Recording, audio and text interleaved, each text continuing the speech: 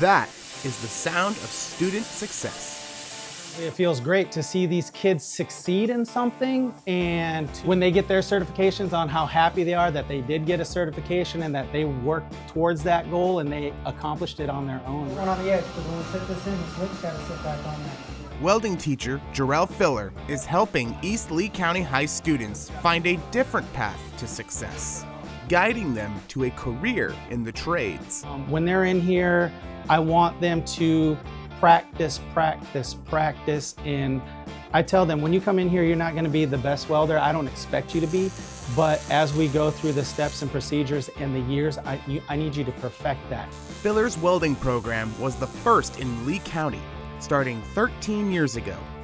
Since then, he has a 100% passing rate, with over 100 certifications awarded in the program's history.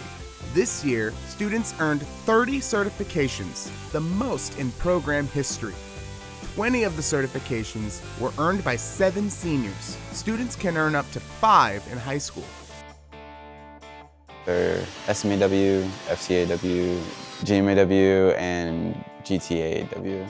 That's all the different processes. But it's all mild steel and then one for aluminum. And the certifications that we get is the same certification that anybody who would go to a technical school and pay $10,000, $20,000, $30,000 to attend, it's the same piece of paper.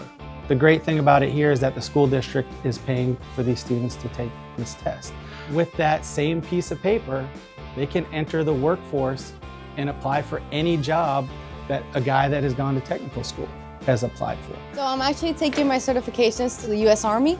I've signed my contract and everything. I really just want to get all of it down. I want to learn everything. I want to know everything is possible from welding. So I'm trying to look for anything local that's in the area for it. Mostly like the boat docks in Florida. It's really big with aluminum, so there's good money there too. They can get into the medical industry with that type of stainless steel welding. Their certifications, they can take that wherever. Students work towards those certifications by building things for the school. When I was there, they were working on a smoker grill, which they plan to use for events like football games. They've also built shelves for school trailers. By the football field, we got a new Jaguar this year, a bronze statue. And over by the gate, we had the students cut out a big EL for East Lee, and they welded it together. There's a big cement pad here that they put it on. They mounted, and we got some lights on there. Filler has just taught me that you have to want it. You have to want it. He can't force you to want it. You have to want it as bad as everybody else.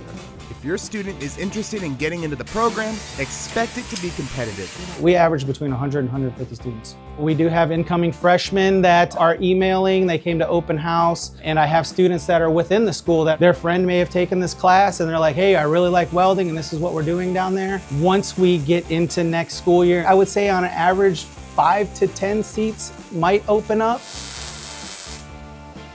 This is Adam Hodjost with Lee Schools TV.